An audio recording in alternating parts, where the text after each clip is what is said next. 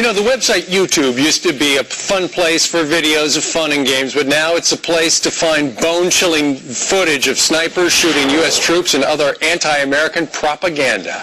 Joining us right now from D.C. is former Justice Department Computer Crimes Prosecutor Mark Rash. Mark, how do you stop this? How are they getting access to YouTube?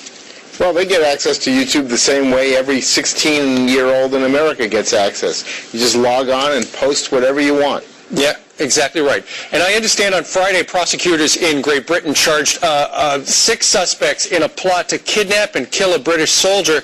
And then they were going to, it sounds, Mark, as if what they were going to do is they were going to capture his murder on videotape and then just post it on YouTube. You know, it's one thing for an outfit to send a videotape to a news organization, a network.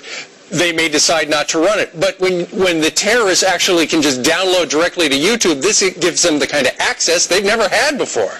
Well, what they used to do is they used to post it on their own websites, and then a few people would see it, mainly the true believers and the followers. Now they have access to broadcasting this to tens of millions of people all over the world to get their propaganda message out there. And these can go from jihadist videos to execution videos, and they can be seen by millions of people within a few minutes. Mark, explain this to me. If here at FoxNews.com, nothing goes on unless we decide to put it on, why at YouTube do they not have control?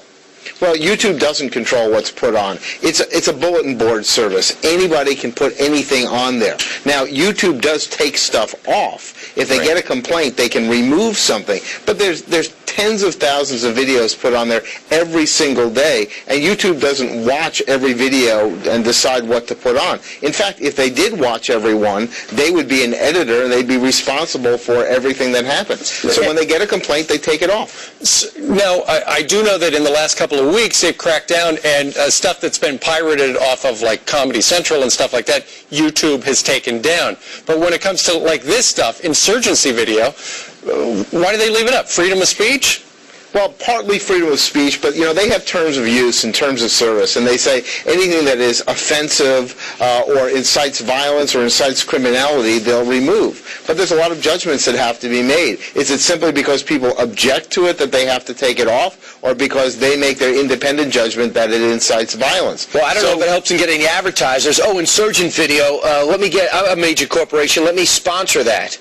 That's true, but the problem is you don't advertise a particular video. You advertise on YouTube, and there are tens of thousands of videos, and to some extent, the more eyeballs, the more advertisers. So even the controversy sells advertising, and so what you want to do is you want to create a safe environment and remove this stuff because it's the right thing to do. It's always something. Mark Rash, we thank you very much for joining us today live from D.C.